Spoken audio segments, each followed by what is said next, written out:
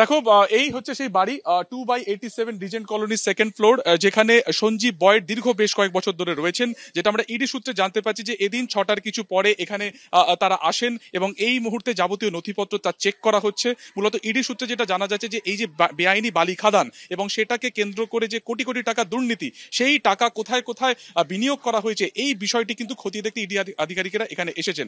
এবং মূলত যেটা একজন সরকারি রাষ্ট্রায়ত্ত সংস্থার বীমা কোম্পানির একজন এজেন্টের বাড়িতে কেন এসেছেন, সেক্ষেত্রে দাঁড়িয়ে ইডি যেটা মনে করছেন বা এখনো পর্যন্ত যে সমস্ত নথিপত্র এসেছে তা থেকে একটা বিষয় পরিষ্কার যে বেশ কয়েক বছর ধরে, বিগত যত বছর ধরে এই দুর্নীতির কথা সামনে এসেছে তখন থেকে বিভিন্ন জায়গাতে বিভিন্ন স্কিমে কিন্তু এই টাকাকে ইনভেস্ট করা হয়েছে। তার উদ্দেশ্য কি ছিল?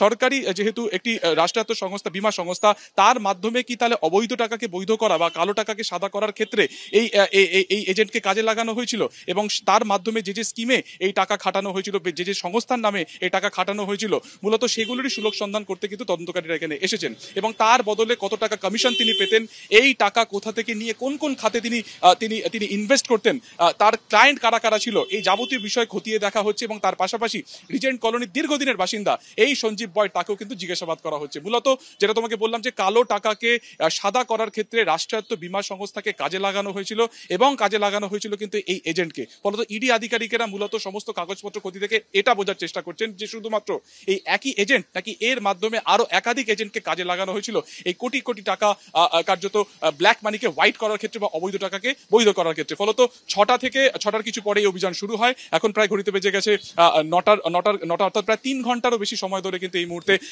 অভিযান চালাচ্ছে ইডি। তারা কিন্তু এই মুহূর্তে রিজেন্ট পার্ক থানার যে রেসিডেন্স রয়েছে সেই রেসিডেন্টে কিন্তু এই মুহূর্তে ইডি আধিকারিকেরা তারা তল্লাশি অভিযান চলছে। সেন্ট্রাল ফোর্সের তরফে আপাতত গেট পুরোপুরি বন্ধ করে দেওয়া হয়েছে। ভেতরে সেন্ট্রাল ফোর্সের আধিকারিকেরা রয়েছেন এবং এই ধরনের রেডের ক্ষেত্রে তুমি যেটা জানো যে কাউকে ভেতরে অ্যালাউ করা হয় না। ফোন বাজেয়াপ্ত করা হয়েছে এবং ডিজিটাল এভিডেন্সও কিন্তু কালেক্ট করা হয়েছে যে কোন কোন স্কিমে এই টাকা খাটানো হয়েছে এবং এই রাষ্ট্রায়ত্ত বীমা সংস্থাকে কোন কোন কাজে লাগানো হয়েছিল, কোন কোন স্কিমে এই টাকা ইনভেস্ট করা হয়েছিল, তারই কিন্তু এই মুহূর্তে কার্যত তথ্য জোগাড় করার চেষ্টা করছেন এনফোর্সমেন্ট ডাইরেক্টরেট।